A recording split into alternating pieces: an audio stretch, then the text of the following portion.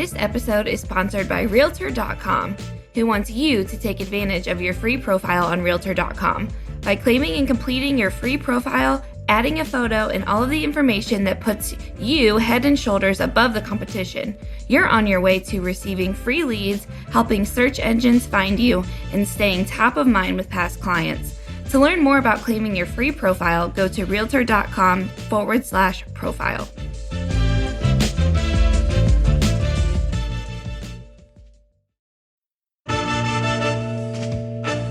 Welcome to the Real View podcast, where Ohio Realtors connect you to innovators and influencers, keeping you with the real view of real estate. Whether you're a broker, agent, first-time homebuyer, industry leader, or just happen to stumble upon our podcast today, you can expect to hear tips, tools, tricks, interesting information, and so much more from the experts in Ohio's real estate game.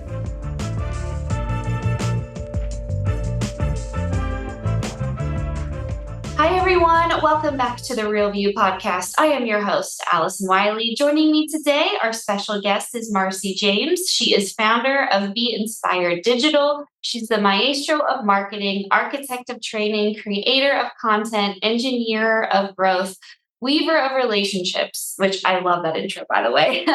With an extensive background, her perspective is uniquely forged by a vast array of experiences. This mosaic has given her a lens through which she perceives marketing and communications challenges with unparalleled insight. She's not just a marketer, she's an interpreter of needs, a translator of visions, and a conductor of strategies that resonate. Marci, welcome onto the show today. Thanks, Allison. I'm thrilled to be here with you. And such a fun bio. And when I was reading and researching, trying to set up this podcast, I was like, okay, she's going to be fun to talk to. Because what a fun intro. What a fun bio. Well, if you're a marketer, you should have a creative bio. So that was the goal, to make it a little bit creative and fun. So I'm glad it resonated with you. It did, and I love it. And I always tell people, in addition to hosting the podcast, I also do all of the marketing and communications here at Ohio Realtors. So I know this world, I understand this world, I live and breathe it. So I always enjoy when we get to have these kind of conversations. So looking forward to the talk today and from hearing from you. But before we get started in today's topic, I want to hear a little bit more about you. Tell me about yourself, how you got started in real estate and marketing and founding your own company. Tell us a little bit of your background. Sure. Well, I've been in the industry for over 25 years now. I started on the brokerage side doing marketing for some larger brokerage franchises. And from there, I got enticed to join a little startup called OBO. And I think, employee number 6. I was there for 11 years. And so I was really a huge part of that company. And we grew that company to the point where we were making about almost $30 million a year in revenue and growing 20% year over year. So we were quite successful, but the CEO had made some mistakes and tried to create a new startup under the umbrella of a successful company, and that failed, and investors came in and took over. And so I ended up moving on from that little company, but it was a great experience for me. From there, I went over to Realtor.com, where I was almost 8 years at Realtor.com. I loved working at Realtor.com. From there, I went to NAR for a year. I worked for them as a contractor. And basically, I just came in and created some systems and outreach programs for them, and then made them scalable and handed them off. And after that was done, I just didn't know what I wanted to do. And it was such a weird time in the industry right now. And so I felt like consulting would be a really fun thing to do for now. And it may be a forever job. I don't know at this point. I'm having a lot of fun with it, but I'm currently consulting. My company is Be Inspired Digital. And I've actually had the company for about 8 years, but it's always been just a very part-time thing until the past year. And I'm at it full time now and having a lot of fun with it. So that's awesome. I love that. I always like hearing people's, journeys and what's led them to where they are today. So thank you so much for sharing. And I'd love to know kind of just what are you kind of seeing from your clients, from things that, people are coming to you with in your company. And I know so much has changed, especially even in just the past few months since the settlement news has been announced, which I know is always on the top of people's minds right now. What are you kind of seeing, and what's the trends that you're witnessing right now, coming off the news of the settlement? Oh gosh, it's so funny you would ask me that because, well, today, just so the listeners know, today is the 13th of May, and I just had an article come out on Inman today. They asked me to write it because I contribute to them pretty regularly, and it was an article about how we can be marketing ourselves in the post settlement world of what we should be doing. So it was all about how to do that, how to create your new value proposition. So I hope you guys will look that up and read it because I feel like there's just a lot of confusion out there. And the biggest thing I see, the biggest mistake as a marketer with a heart and understanding this industry from the consumer point, from all different angles, from the agent and broker side to the NAR side, the biggest issue I see, and I know why they're saying it, NAR, and I see a lot of brokers saying it, nothing's really changed. You know what? That is true from our perspective, but you can't say that to the consumer because to the consumer, they're reading the headlines, they're out there, they're everywhere. They think something big has happened. And for them, it is eye-opening, and it is a change. And so the best thing that you can do is really start preparing marketing materials to educate the consumer and say, yeah, there's been changes, and here's what those changes are. I'm going to be your guide through all of these changes. I'm going to help you negotiate and work your way through this new system that we've got. And I'm going to save you a ton of money as a buyer's agent. You know, one of the things I hate, Allison, are those little lists that agents make of, not little lists, the 150 things that I'm going to do for you. And I say this in my article, and it might be controversial, but 50% of the things on that list are administrative. And you are far more valuable than being an administrator. You are far more valuable. Leave those things out and focus on the things that consumers are paying you to do, which is to make sure they have a sound investment, to make sure they're saving money and getting the best possible deal in the best possible neighborhood, in the best possible area, and that you know, like, where all the zoning is going to happen and where future development is, because those can have long-term impacts on property value. And that's your role. And that's where you're going to save the consumer a ton of money long-term. And that's what you need to market. Forget about the administrative stuff. Anybody can do that. Your value is your experience, your knowledge of the neighborhood, your ability to understand and write a great contract to protect their financial needs. That's where your value comes from. So that's what I'm seeing. And that's my 5 minutes of advice on the post-settlement world. No, I love that. And you're so spot on. And, we are just, as you mentioned, in today's date, we're just coming off of the week in DC at the legislative meetings. And I've heard that quite a bit is like, yes, that's great. But like, does your client need to know that you have a scheduled photographer to come take photos? Like, that's not why they're paying you, right? Like, that's like exactly what you said. That's not where the value is coming in. The value is coming in when you're doing the stuff that they don't know how to do. Could someone schedule a photographer to come over to their house? Absolutely. But like we need that expert. We need the person who can say, here's the best price, here's the offer, here's what we should write, here's how to walk through the home inspection, here's what we should care about, here's what we should not. That's what, when we talk about that expert advisor, those are the bigger picture things that are really going to stand out. So I love that you brought that up. I agree with you. And I heard some of that similar conversation happening last week in the DC meeting. So yeah. Well, when you say those other things, it really takes away from, and it takes notice away from the really important things that agents do. Yep. I pay a financial advisor for my investments. Because I want to be protected and get the best deal possible with the money that I put away.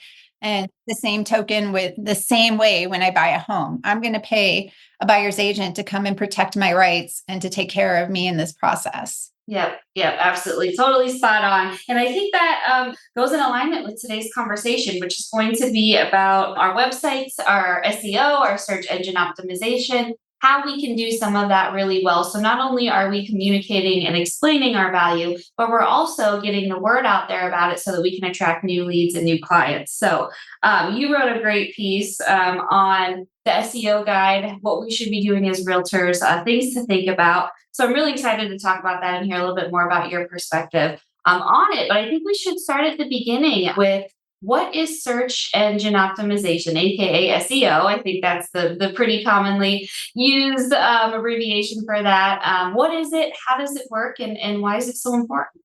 Well, and that's a great question, because I think a lot of people think of SEO as being very complex, and there's actually some really, really easy things you can do. But it's the process of improving your website's visibility in the search engines and on the search engine result pages. And those are, if you read about SEO, they're called SERPs, SERPs.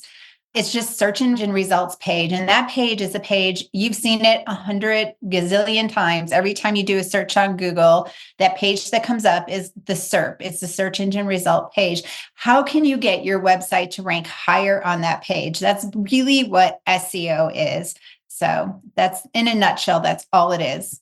And the power of it, I think, is because you want to be up top when someone's Googling something, when someone's, searching anything on the internet. You want to be that one that comes up first, right? That's kind of like why this is so important, why we should be paying attention to it and giving it that attention. Yeah. And I think there's a stat that says there's like 5.9 billion searches per minute on Google. And Google is by far, I think Google has over 90% of all searches are done on Google. I mean, YouTube's great. I think it ranks right up there, but Google is the magic. That's where almost all of the searches take place. So, yep. And when we do it in the right way, it can help us grow leads, right? And I know we're going to get into that in a little bit, how doing some of these smaller things, and you're going to break it down for us into easy ways that we can implement some of this, that can really grow leads and get us new business. And I think that's, it's such an easy way. And it's so important in today's world of online presence, online marketing, that we're paying attention to this, and that we're giving it the attention it deserves. It can really help our business grow. Yeah, absolutely. I'm just going to start with personas, if you're okay with that. Yeah. It's not part of SEO, but it strongly is going to impact all of the marketing you do. And SEO is dividing your audience up into personas. And those are basically, I think, the two basic personas that every real estate agent have are buyers, sellers, and then you can add additional ones. You can niche down from there. You could do luxury buyers. You could do first-time home buyers. You could even niche by neighborhood. So you could have buyers in certain different neighborhoods. But to keep it really simple, let's just work with buyers and sellers and maybe luxury for right now. Just, so you want to have those three audiences. And I always recommend, just creating all of your content with those three different segments in mind, so that you're talking directly to buyers or directly to sellers in the content that you create, because that's what's going to resonate. That's what's going to, when they're Googling, they're not Googling general real estate. They're diving down, like, what are the best neighborhoods in Cleveland for a first-time home buyer? That's what they're going to be looking at. The most affordable neighborhoods with great schools for first-time home buyers. That's what they're looking for. They're looking for specific information. And that's what you want to create. And you have to do that based on the persona, which is either, buyer, seller, or luxury, let's say. So you're creating content for those. Yeah, and that content is so important, right? I mean, we hear it in our world, content is king. I mean, that was probably ingrained into my brain all throughout all of my many college courses and trainings in my professional life. And that content's really king. And that's what you're saying. This content is king. And then making that content specific for your niche audiences is really going to make a difference when it comes to how we're presenting ourselves online. Right. So I'll talk about what I like to call content is so important for SEO, and it's the best way to get free organic traffic driven to your website. It is the absolute best way is to create this organic content. And most of the time it's going to be blog posts. So it could be videos that you embed in a blog post. It could be, an infographic or a flyer or something like that you've embedded into blog posts. But what you're going to do, what I recommend is that you create content pillars. And I don't want this to sound complex. It's really easy. So your content pillars with the three the three audience segments that we just spoke about, your content pillars would be content for home buyers, content for home sellers, and content for luxury home buyers and sellers. So those are your three pillars of content. And then what you're going to do is everything that you write is going to fit under one of those pillars. And what Google likes to see is what's called content clusters. So you're going to create a cluster of content around each of these pillars. So on your website, for example, you're going to have a page for buyers. And on this page, you're going to write a lot of copy. And within that copy, you're going to talk about all the things that buyers need to know. And within that copy, you're going to link to all of the blog posts that you've written for, I think I said I don't know if I said buyers or sellers, but whichever segment I said, you're going to link to all the copy that's for that segment. And then on the blog post that you wrote, say you wrote a segment called 10 tips to prepare your home for real estate photography. Now, this is for sellers, obviously. So on it, at the bottom of that blog post, you're going to say, for more information about sellers, and you're going to link to the sellers page of your website. So all of your content is basically linking back and forth around a pillar topic, whether that is buyers, sellers, or luxury. The content is linking back and forth. And all of those links, that's Google follows those. And they love to see that cluster because that tells Google that you're an expert on the topic. And that is going to increase your ranking on the search engine results page. So the easiest way to do it, again, just blog. You guys, blogging is not dead. And the good news is for a while there, Allison, you probably know this, for the last couple of years, like Google was wanting really, really, really long content, blog posts that were 2,500 words, or, and right now, Google does not seem to be favoring any specific length of blog posts. It's really just looking at really good content. So you don't have to write super long posts right now. I would recommend 500 words minimum. You want to do 500 or more. But beyond that, that is not a super long blog post. You can write that in a couple hours, especially if you leverage some AI in the making. Don't use it completely AI, but you can leverage it to help you create an outline. That's one of the things that I do because I know so much about marketing. And I know it also well that sometimes, like, when I'm speaking to an audience that doesn't understand as much, like when I'm blogging, trying to simplify the order in which I tell the story, that's what I'll use AI for. And I'll also tell you Gemini for marketing is way better than ChatGPT. So Gemini is Google's product. That's another tool I recommend for, when you're working on copy or trying to write that blog outline for you so that everything is in the right kind of understandable order.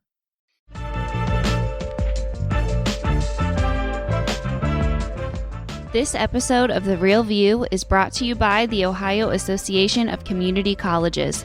Ohio's network of community colleges provides accessible training that accommodates the busy lifestyles of aspiring real estate professionals at half the price of a traditional university. With convenient locations in every part of the state, as well as online options, Ohio's community colleges are your smart choice for pre-licensing education. For more details or to start the journey to a real estate career, visit the education page at ohiorealtors.org and then click on the pre-license course locations.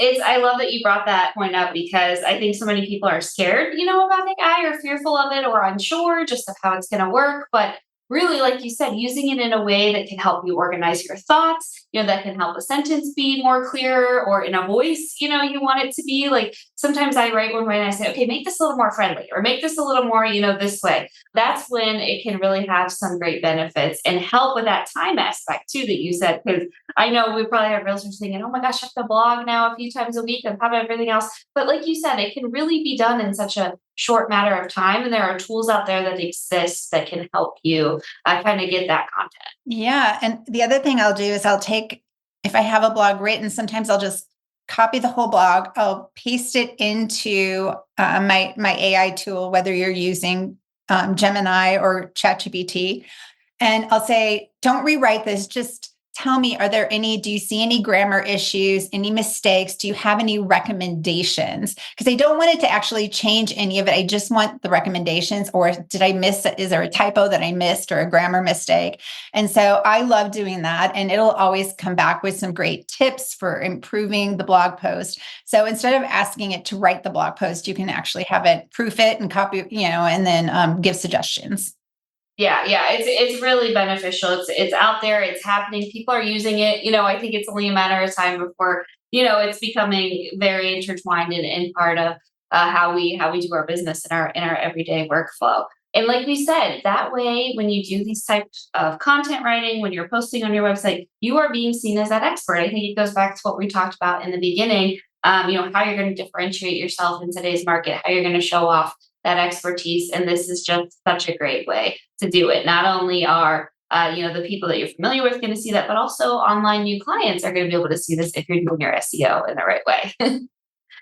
And then another thing that you talk about is the structure of our website. And I think this is so important. And this can really be a great bit of advice for realtors out there who are trying to ramp up their online presence. Talk to us about how our websites can be easy to use, how they can navigate. What should the flow or the structure of the actual website be in order to be successful? It's really important. Google really likes a website that's easy to navigate. Basically, happy users, happy search engine. So if a user is sticking around and having fun on your website, Google's going to notice that and give you brownie points for that. So the website structure. So by that, what we're talking about basically is kind of like the menu for your website. So really, how many buttons do you have at the top? And then how is it organized, the content throughout those buttons? And for a real estate website, I recommend probably no more than 7 or 8 buttons max at the top. You don't want your menu to get too long at the top. Probably 6 is even more ideal. So on your home page, for example, the top buttons on the top of your home page could be the search button, and that's there if you have IDX on your website. So the search, and then there's going to be services, and under the service button, there's going to be a little drop down of submenus, and that's where all of your segments are going to go. So under the services button, you're going to have home buyers, home sellers, and luxury. Those would be the 3. Now you can add more. Again, that just means you're creating those content clusters around those different segments. Okay, the next would be an about page where you have all about you and your business and your bio and maybe your team. Another page that is phenomenal for SEO that I recommend all of you include is I'm just going to say areas. You could call it neighborhoods. You could call it whatever you want to call it. But under the areas or neighborhoods button, you're going to have pages for each of the major neighborhoods or developments that you farm or that you work. And those pages are going to be full of information about the neighborhoods and link out to other sources of information about the neighborhoods. They're great for SEO. So make sure that you include those. The next page you're going to have is your blog, because as I said, the blog is super, super important for organic traffic, if you want to bring in organic traffic. And then also a contact button. Every website should have a really, really easy contact so people can immediately click there if they want to reach you and get your contact information. So again, the main buttons that I recommend are search, services, about, neighborhoods, blog, and contact. And then the 2 that would have sub would be the services, where you'd have each of those segments, and then the neighborhoods, where you'd have the main neighborhoods that you work.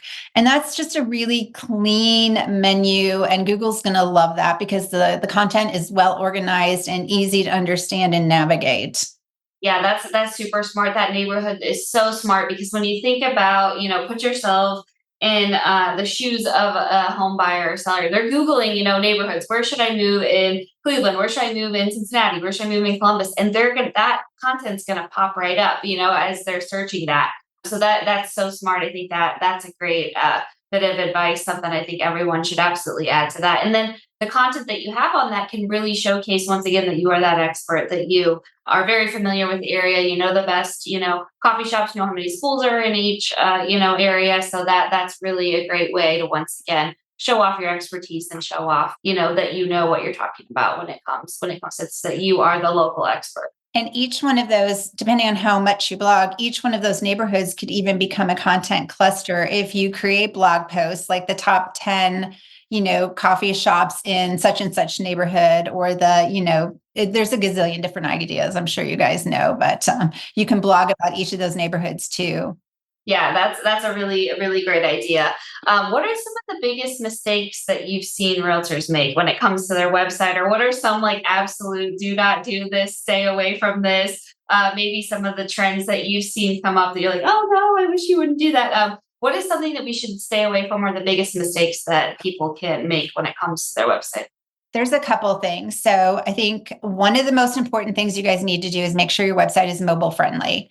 And I'm telling you, Google actually gives brownie points to mobile first websites. So as agents, you guys have huge opportunity here because consumers tend to be researching. They do a lot of research from their phones for real estate specifically. And so it gives you an opportunity to have a mobile first website. So just make sure whatever you're doing on your website, if it's not built specifically in a mobile template, look at every page on your phone. Make sure that, the buttons are thumb friendly, that the fonts can be easily read from a phone, that you can navigate, that buttons don't disappear off to the side, or that copy is not spreading beyond the windows of the sides of your phone. Those are all really, really important. And then something else that Google loves is what's called like the speed of your site, or how quickly the pages load. It's really important to Google that your site load quickly. So as you're working on your site or building it out, just remember speed is really important. There's a couple things that can impact load. And one of them is image size. It's probably the biggest. So just make sure that when you're uploading images to your website, that you're pre-sizing them in another program. A lot of websites these days, if you're using something, depending on the website builder, a lot of websites will resize them automatically for you. But unless you absolutely know that that's the case, I would resize them before you upload them. So if you know that the image in your website has dimensions of 200 by 300 pixels, you can go into Canva, or even just the editing tool on my Mac. I can just do it right on my Mac, just double click on the image and edit right there without using any other program to get the right dimensions on that image. And you're going to save it in those dimensions and then upload it so that it fits perfectly. I think that's really important. Super smart. One other thing is, if you have a WordPress website, something that can really bog it down is having too many plugins. I love plugins. They're really important. There's some really good ones out there. Just don't overdo the plugins if you're using WordPress. Yeah, that's really great, because there's nothing worse than when you're sitting on your couch at the end of the day and like scrolling on your phone and something's not loading, or you have to move your phone over to read the text. So I know personally that is so frustrating, so annoying. So absolutely think about that as you're working through your website design and what that should look like. Very, very important. If we're just starting from scratch and we're brand new, we're just a new agent, we need a new website, where should we start, or what should we focus on first? And you gave us kind of a great synopsis of what we should be working through when it comes to our website. But where should we start if we're just first starting out? That one's tough. I wouldn't worry about, like, if you're a brand new agent, I wouldn't worry about putting, listings on your website. As anybody that's been in the industry forever knows, seldom does an agent actually sell a listing from their website, and seldom do consumers actually use it. They're out there using Zillow and Realtor.com and Homestar, where they have like incredible experiences where they can save listings and get emails, and it's just a better consumer experience. So they're really not going to use it on your website. So don't worry about that. I think that probably the services page is super important. Having a page that speaks to each of your core audience segments, and then the blog, because oh my gosh, the blog is the best way to get traffic to your website without having to buy it, without spending thousands and thousands of dollars on Google and Facebook ads. You can just write copy. And with AI, ChatGPT and Gemini, they are going to make the process, you're going to be able to do it in half the time. that agents could do it 2 years ago. So I would definitely work on blogging and creating some really good content. And video content is great too. You can upload scripts with your video content with it, which are indexed by the search engine. So if you like doing video, you can do it with video as well. Just make sure you're including a script on the webpage where you upload the video on your website. Yep, absolutely. And the other great thing too, and we don't have time to talk about this today, but just the power when you do those blogs of it getting shared and reshared and people, and you could end up all over the place by writing really good blog posts. So I think that's another great point as to why start with the blog. So that's a good idea too. Yeah, and just making sure you share that blog as well. Put it out there on social media. Social media actually has some SEO value to it, believe it or not. So get it out there on your LinkedIn and Facebook and Instagram and all of that good stuff. Get it shared as often as you can. And then think about writing content as well for some community websites that you have where you could offer some value. And not that you're trying to sell your services in this blog post, but community information that people that live in your area would find important that you can share. Yep. All great ways to boost up that algorithm and get our names at the top of that SEO for sure. So, Marci, I want to thank you so much again for joining me today for this conversation, for great ideas and great advice on how to navigate this crazy world of Google and search. So I really appreciate you coming on and sharing with us all of your insights. Oh, thank you, Allison. It was a pleasure to be here. And to all of our listeners, thank you guys so much for tuning in. We'll be back with you next week. Thank you for listening to The Real View. That wraps up today's episode.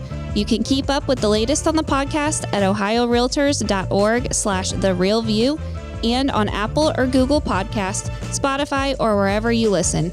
Have questions, comments, or suggestions? We want to hear from you. Email us at podcast@ohiorealtors.org. We'll see you next time.